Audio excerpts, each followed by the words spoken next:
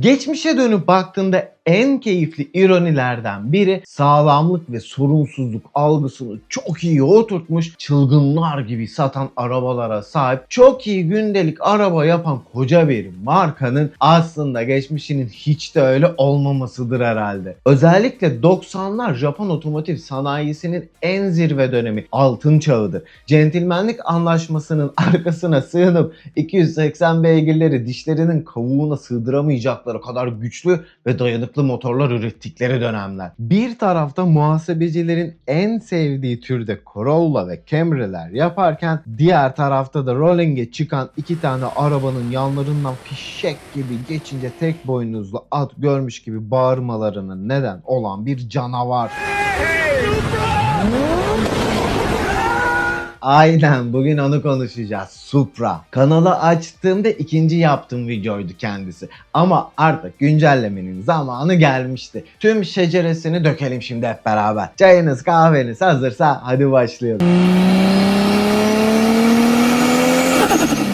Supra'yı iyice anlamak için onun geçmişine ve nereden geldiğine ilk bakmamız gerekiyor dostlar. Bu hikaye ilk öyle 1978 yılında merhaba arkadaşlar ben yeni Toyota modeli Supra diye başlamadı. Hikayenin kökeni 1960'ların ortalarında, o zamanlarda da ucuz aile arabaları denilince akla gelen marka olan Toyota'nın gerekirse İtalyanların da aklını alacak sanat eserleri de yaparız icabında deyip ortaya çıkarttığı model olan 2000 GT'ye kadar uzanıyor. Yamaha ile ortak geliştirilen ve hatta 67 yapımı James Bond filmi olan İnsan İki Kere Yaşar filminde ajanımız James Bond'da oynayan Sean Connery içine sığabilsin diye üstü kesilip kabriyo bile yapılan 2000 GT, Toyota'nın içine sıralı 6 silindir zehrini ilk salan arabaydı. Ama zamanına göre aşırı pahalı bir arabaydı tabii ki. O yüzden de sadece 351 adet üretilebilindi ve tam bir koleksiyon arabası haline geldi. 1970'lerin sonlarına doğru geldiğimizde ise pazar iyice kaos halindeydi. Nissan malum Datsun Fairlady Z yani 240Z'yi piyasaya sürerek Amerika pazarında kasıla kasıla dolaşıyordu. İnsanlar bu uzun burunlu, arkadan itişli 6 silindirli ve hem günlük hem de gazı kökleyebilecekleri GT arabalarına saldırıyorlardı resmen. Toyota'nın o ara elinde ise sadece Celica vardı. Güzel, şık, aerodinamik bir coupe'tu ama 4 silindirli bir motora sahipti. Nissan'ın Z canavarının karşısına çıkmak için biraz daha kaslanması gerekiyordu. Dipnot bu arada. Celica'yı kötülemiyorum ha. Yakında yapacağım onu da. VVTL-E versiyonunu da anlatmak lazım. GT4'da tabi.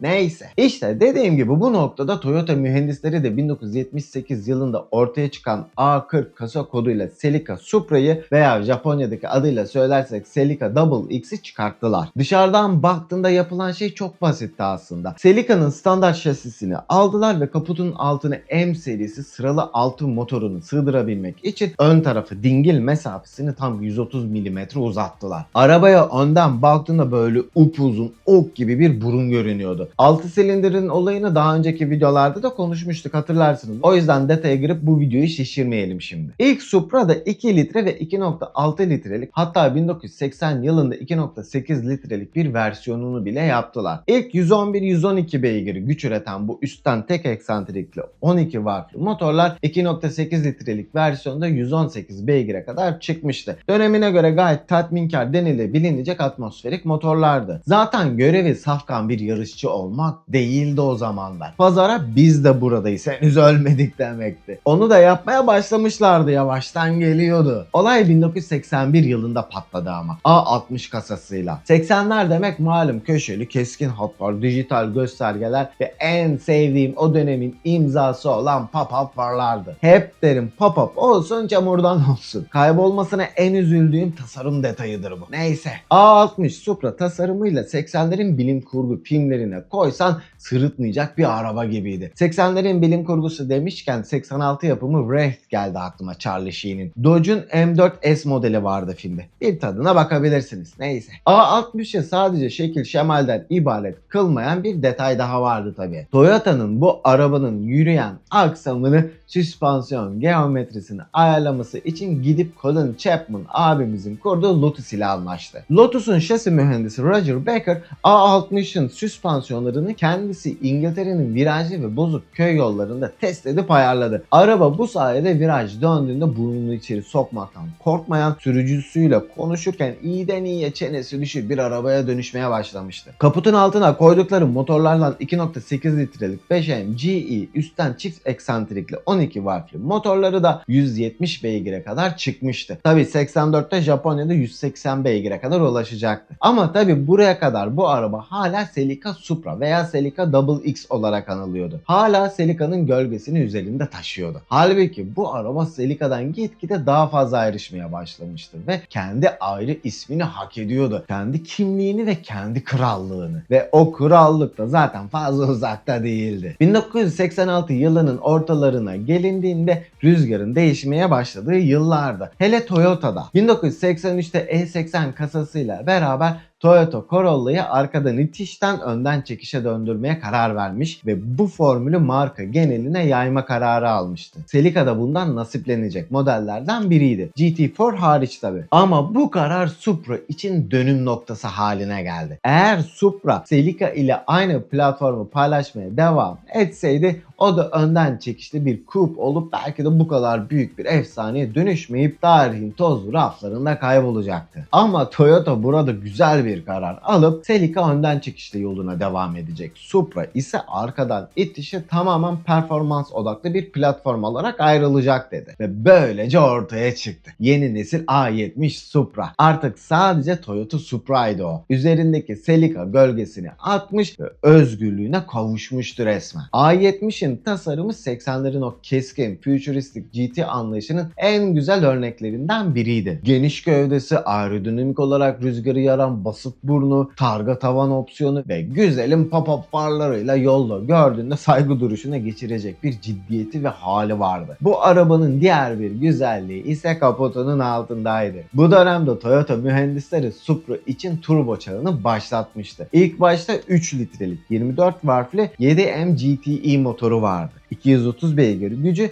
ve 325 Nm torku vardı. O yıllar için bu değerler fazlasıyla yeterliydi. Hatta 1988'de Turbo A diye Grup A serisi için sadece 500 adet üretilen özel bir homologasyon versiyonu da yaptılar. Bu araca özel ön tampon hava girişleri, ki buna Supra fanatikleri Turbo A DAC derler, daha büyük bir turbo ve daha geniş intercooler koyarak gücü 270 beygire kadar çıkarttılar. Ama şimdi detaya girelim. 7M GTE motoru iyiydi, hoştu ama kronik bir problemi vardı. Silindir kapağı contası. Çünkü Toyota bu motoru tasarlarken asbest içermeyen yeni nesil bir silindir kapak contasına geçmişti. Ama maalesef mühendislerin verdiği bilgilere göre düzenlenen montaj hattındaki robotların veya işçilerin kullandığı tork değerleri ise eski contaya göre ayarlıydı. Olması gerekenden daha düşük bir torkla sıkılıyordu yani bu saplamalar. Sonuçta tabii sen aldın o arabanı, otobanda azıcık gazlayayım deyip yüklendiğinde turbo basıncıyla beraber o gevşek kapak esniyor, conta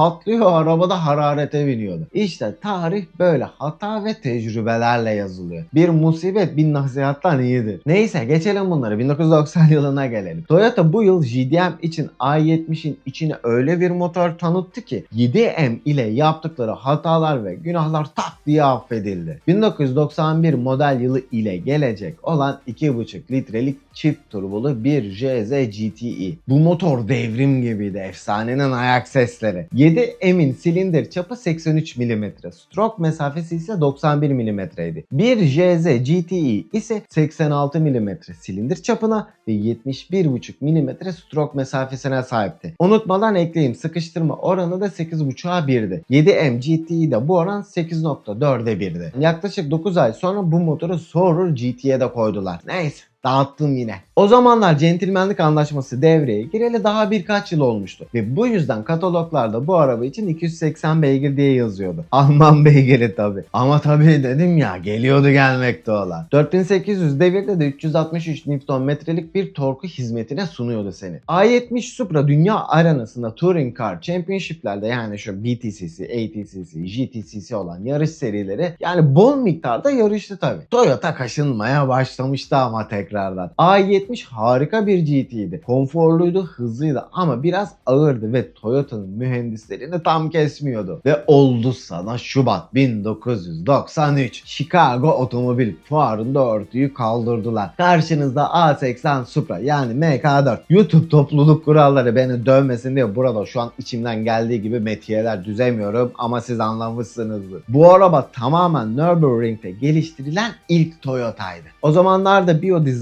denilen daha yuvarlak ve pürüzsüz hatlara sahip bir arabaydı. İlk çıktığı zamanlarda lakabı jelibon olmuştu. Özellikle sevenleri ve zamanının eleştirmenleri tarafından. Ki hala kullanılır bu lakap onun için. Kral lakabı ile beraber. Hele içi bambaşkaydı. Kabin öylesine pilotu sarıyordu ki tüm o orta konsol, kontroller falan yolcuyu zerre kale almıyordu. Tamamen sürücü odaklıydı. Bu arabanın patronu sensin, yola odaklan diye bağırıyordu. Ve bir önceki kasadan gelen ayak sesleri burada iyice yükseldi ve içinden bir ses duyuldu. 2JZ GT'yi. Şimdi az durup nefeslenelim ve motorun içine bir dalalım beraber. Düşünsene dünyada o kadar motor ailesi var. Kaydeder tabii ki çok daha az. Ama neden hala herkes 2JZ diyor? Swap denilince insanların ilk aklında beliren motor 2JZ. Toyota bu motoru yaptığı yıllarda popüler olan bir anlayış vardı. Aşırı mühendislik. Maliyet kısma falan diye bir şey yoktu. Altın çağ denmesinin nedenlerinden biri bu anlayıştı zaten. İlk olarak motor bloğu dökme demirden yapılmıştı ve closed deck tasarıma sahipti. Yani silindirlerin üst tarafındaki kısmı çevreleyen soğutma kanalları yüksek yanma odası basınçlarında esnemesin, patlamasın diye motor bloğuyla bir bütün olarak yapılmıştı. Soğutması zor tamam ama bu sayede saçma basınçlara ve beygirlere dayanabiliyordu. Fıstığın üstüne binip sen kırbacı vurdukça bana mısın demiyordu fıstık yani. İkinci olarak motorun diğer parçaları. Crank milli olsun, piston kolları olsun, yağlama sistemi olsun, fabrika çıkışı bu parçalar o kadar sağlamdı ki istifa etmeden önce makine tasarımı yapıyordum. Güvenlik katsayısı denilen bir şey vardı bizde. Kullanıcının en fazla ne kadar yük bindireceğini hesaplar, sonra onun üzerine biraz daha tolerans bırakırdık. 1.15 ile 1.2 arasında falan kullanırdık hatta. Toyota mühendisleri bu güvenlik katsayısını çok yüksek hesaplamışlardı. Üçüncü olarak da turbo sistemi. 2JZ GTI üzerinde sıralı çift turbo sistemi vardı. İki tane küçük CT20A veya ihracat modellerinde çelik türbinli CT12B turbo birbirine paralel değil sıralı olarak bağlıydı. Mantık şuydu. Alt devirlerde gaza bastığında egzoz gazının tamamı sadece birinci turboya yönlendiriliyordu. Turbo da küçük olduğundan 1800 devir gibi doluyor ve turbo lag olayını ortadan kaldırıyordu. Devir 3500'lere geldiğinde de ECU VSV valflerini devreye sokup bir egzoz bypass valfini hafifçe açıyordu. Bu da ikinci turbonun ön ısınma yapmasını ve dönmeye başlamasını sağlıyordu. 4000 devire de gelindiğinde valfler tamamen açılıyor. İki turbo birden silindirlere cayır cayır hava basmaya başlıyordu. Tüm bu gücü de kontrol edebilmek için Getrag ile birlikte geliştirilen 6 ileri V160 manuel şanzımanını koydular. Yine centilmenlik anlaşmasından dolayı 280 yazdılar ama ihracat modellerinde kullanılan daha büyük enjektörler, farklı eksantrikler ve çelik turbolarla araç 330 beygir ve 441 Nm tork üretiyordu. 0.100 hızlanması 4.8 saniye gibi bir şeydi. Dönemin Ferrari 348'i 5.6 saniyede, 456 GT'si 5.2 saniyede, 993 kasa Porsche 911 standardı 5.3 saniyede çıkıyordu. Sen ise 4.8 saniye. Neyse. MK4 tam bir sokak efsanesine dönüşmüştü. Fast and Furious serisiyle beraberle zaten tam bir popüler kültür ikonuna dönüştü. Ama onu fazla deşmeyeceğim. Zaten her yerde sürekli dönüyor bu turuncu efsane. Biz biraz başka taraflara odaklanalım. Çünkü 90'lar diyoruz, efsaneler diyoruz. Sene olmuş sana 1997. 51 ekran tüplü televizyona bağlamışsın PlayStation 1'i, takmışsın Gran Turismo CD'sini, o imza ses çınlarken logo belirmiş ve Toyota'yı bulmuş, special kısmına girmiş ve o beyaz, kırmızı, yeşil Castrol giydirmeli arabayı almışsın. 1995 yılında Toyota ve Toms yani Tachi Oiwa Motorsport A80 Supra'yı aldı ve GGTC GT500 sınıfında yarışması için piste saldı. Ama birkaç küçük ve ne alaka diyeceğiniz modifikasyonla. Şimdi mantıklı düşünürsen arabada 2JZ GT gibi bir motor var değil mi? Onu kurcalamışlardır diyorsun. Yok hayır. Toms ve Toyota mühendisleri O motoru alıp kenara koydular ve yerine Celica'nın WRC arabasında da olan 2 litrelik 4 silindirli 3S GT motorunu koydular. Ama tabii boşa yapmadılar bunu. İlk olarak ağırlık farkı vardı. 2JZ GT motoru hem uzun hem de çok ağır bir motordu. 4 silindirli olan 3S GT motoru ise yaklaşık 110-120 kilogram daha hafif ve kısaydı. Adamlar bu motoru alıp ön aksın olabildiğince arkasına gömdüler. Araba front mid olacak yani. Öyle bir ağırlık dağılımına ulaştı. İkinci olarak da kurallar ve aerodinamik. GT500 sınıfı kurallarına göre 500 beygir ile sınırlandırılmıştı. Bu motor zaten 500 beygir ralliden gelen tecrübesiyle gayet rahat ve dayanıklı şekilde verebiliyordu. Hem motor küçük olduğu için bayağı da bir boşluk kalmıştı. Mühendisler de bu boşluğa aracın önünden giren havayı radyatörlerden geçirip doğrudan kaputun üstünden dışarı atan hava kanalları yapmak için kullandılar. Ve böylece Gran Turismo'da deneyimleyebildiğimiz beyaz, yeşil, kırmızı Castrol Supra o zamanki adıyla JGTC, şimdiki adıyla da Super GT yarışlarında 1997 yılında şampiyon oldu ve 99 yılında da takım şampiyonluğunu aldı. Pilotluğu rakibine kaptırsa da. Ama daha sonra Supra ayrı olarak 2001 ve 2002 yıllarında da şampiyon oldu. Özellikle 97 yılında 36 numaralı araçla yarışan Michael Krum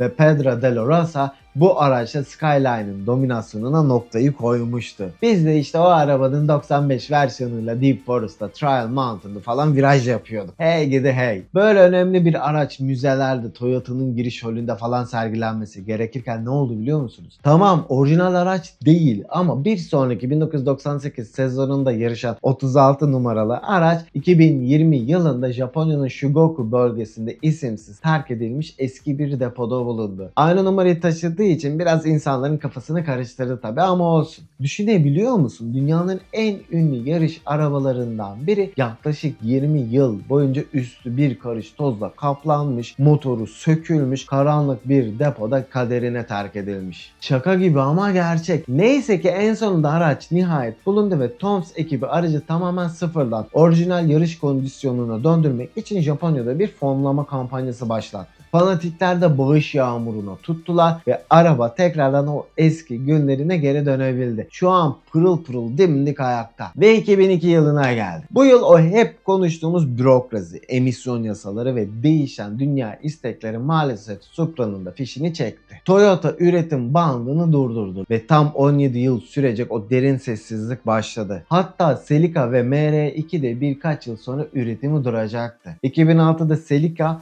ve 2007'de ise MR2 bitecekti ve Toyota uzun bir süre spor araba kültüründen uzaklaşacaktı. Ta ki Toyota'nın başına kurucunun torunu olan ve Morizo lakabıyla yarışlara katılan LFA'de de konuştuğumuz Hiromu Naruse'nin döve döve eğiterek tam bir otomobil delisine çevirdiği Akio Toyo'da yeter diyene kadar da bu süreç devam edecekti. Hiromu Naruse Akio Toyoda'yı A80 Supra'nın koltuğuna oturtup onu o arabayla eğitti. Hatta onu alıp ilk temel teknikleri öğrettikten sonra Nürburgring'e götürdü ve eğitimin devamı da orada oldu. Üretimi biten A80 Supra'ları toplayıp bu arabayla eğitimlere devam ettiler. Ve hatta daha sonra 2007 yılına geldiklerinde Nürburgring 24 saatte onu piste saldı. Ama A80 Supra ile değil, Altezza ile. Çünkü Supra'lar o 6 yıllık yoğun eğitim sürecinde çok yıpranmışlardı. Toyota da Akio'nun yarışmasını istemedikleri için para vermemişlerdi. Ayrıca Toyota adının da kullanılmasını yasaklamıştı. Dolayısıyla arabayı yarışa hazırlayacak paraları yoktu. O yüzden kendi ceplerinden bir Altezza alıp yarışlara öyle katıldılar. Gazoo Racing'in doğuşu işte bu. Morizo lakabı da öyle geliyor bu arada. Onu da anlat diyorsanız yorumlarda bekliyorum. Anlatasım var çünkü harika bir hikaye var arkasında. Neyse efendim. Eğitim sürecinde Naruse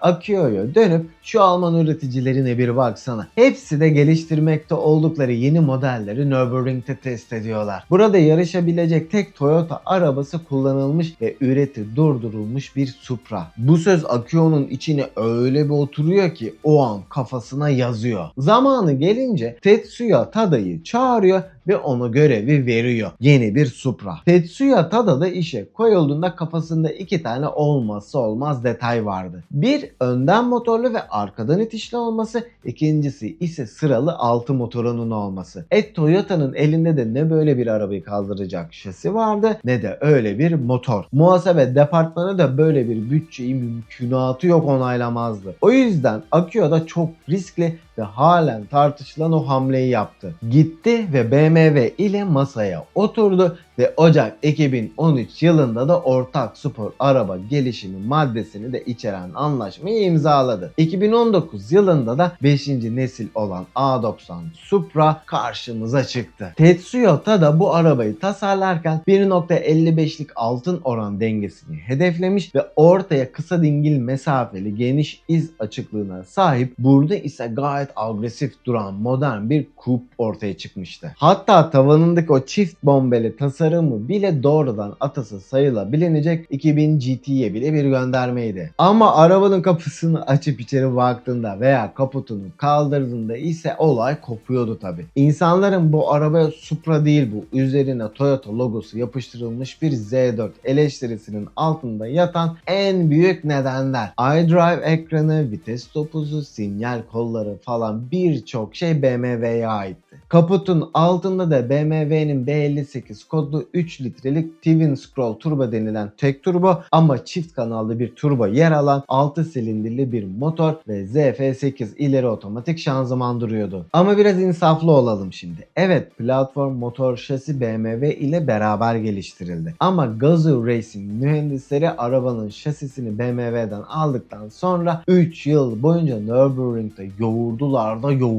Nürburgring'de, Japonya yollarında, Kuzey Amerika ve Avrupa yollarında bu arabayı sürekli test sürüşlerine tabi tuttular. Yeni Supra'nın gelişiminin emanet edildiği Gazoo Racing Başkanı Shigeki Tomoyama son onayı vermek için Morizo'nun Nürburgring'de bu arabayı kullanmasını bekleyelim demişti. Ekim 2018'de düzenlenen VLN dayanıklılık yarışının 9. ayağında Supra yerini aldı ve Akio Toyota'da yarışa sürücü olarak katıldı. Ve sonrasında vefat eden Naruse için sessizce Naruse-san yeni Supra ile nihayet Nürburgring'e geri döndük dedi. Romantizm için abarttığım bir şey değil bu detaya. Gazoo Racing'in kendi sayfasında yazıyor bu cümle. Neyse, konumuza dönersek mühendisler Supra'yı çok daha hırçın ve virajlarda arkasını bırakmaya daha meyilli, tam bir sürücü arabası olacak şekilde kendileri kalibre ettiler. Yani amblemi çıkartılıp Toyota amblemi takılmış bir Z4 dersek bayağı haksızlık etmiş olabiliriz bu arabaya. Ama peki B58 motoru? Bazı yerlerde B58 motoru için yeni nesil 2JZ diyorlar. Belki de BMW bu motoru yaparken gerçekten de 2JZ'den ilham almışlardır. Closed-deck alüminyum blok, gayet sağlam dövme çelik iç detaylar, su soğutmalı intercooler doğrudan emme manifolduna entegre edilmiş. Bu motor bayağı dayanıklıydı. Fabrika çıkışı 340, tabi daha sonradan 387 olan beygir gücünü sadece ufak bir yazılım ve egzoz dokunuşlarıyla 500-600 beygirlere güvenli ve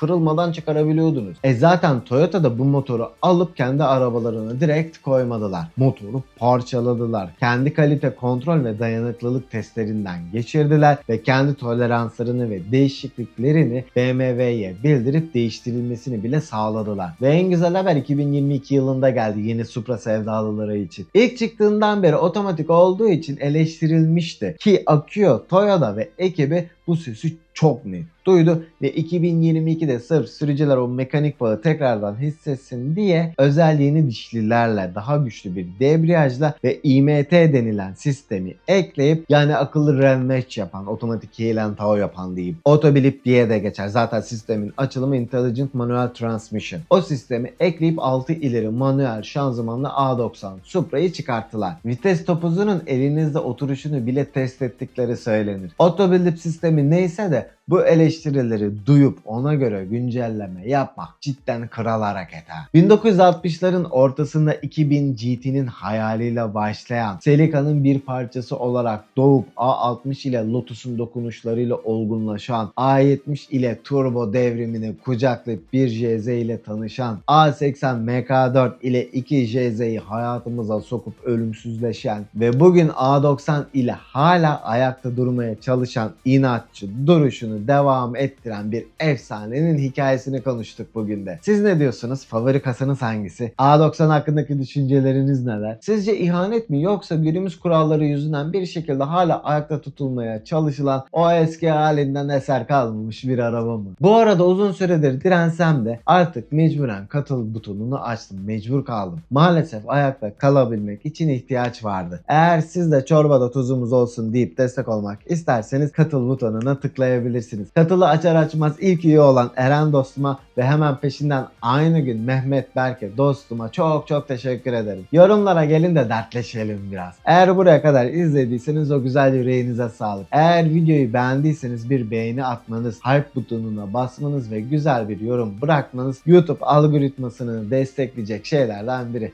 Şimdiden teşekkür ederim desteğiniz için. Fred yaşamayı unutmayın. Kendinize ve sevdiklerinize çok ama çok iyi bakın. Sonra görüşürüz.